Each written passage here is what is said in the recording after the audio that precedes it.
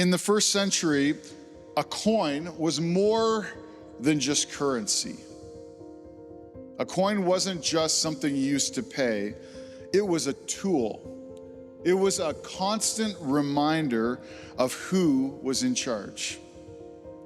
You couldn't do anything without seeing that face on the coin.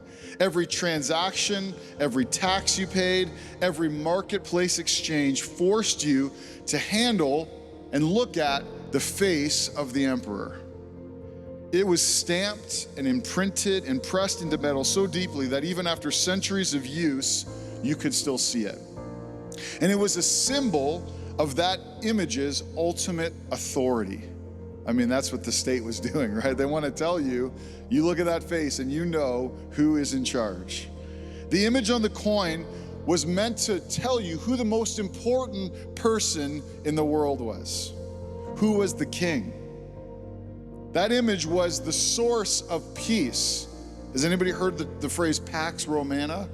It's the peace that comes from the rule of Rome. And the Pharisees knew this when they tried to trap Jesus into a question about taxes, because they're under the Roman rule, but they are not happy about it. And they asked Jesus, they said, should we pay taxes to Caesar or not? And instead, Jesus, who remembers what he does? He asks, he says, give me a coin. So hold up your coin for a moment.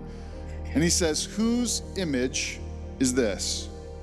And it's brilliant. If the coin, well, if this human thing bears Caesar's image, then just give it to Caesar.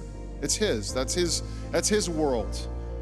He can have the money. He can have the coins. He can have his kingdom. But the real question that should have haunted them as they walked away was this: what bears the image of God? What bears God's image? What belongs to God? What is imprinted with God's image? There we're saying, you are, we do, you do. I don't know, right? And who remembers Genesis 1, right at the start of the Bible, Genesis 1:27, it says, God created mankind, and it says something particular. It says, in his own image. In his own image. In the image of God, it says, he created them, man and woman. And so you and we are just like these coins. It's no accident. You are not an accident.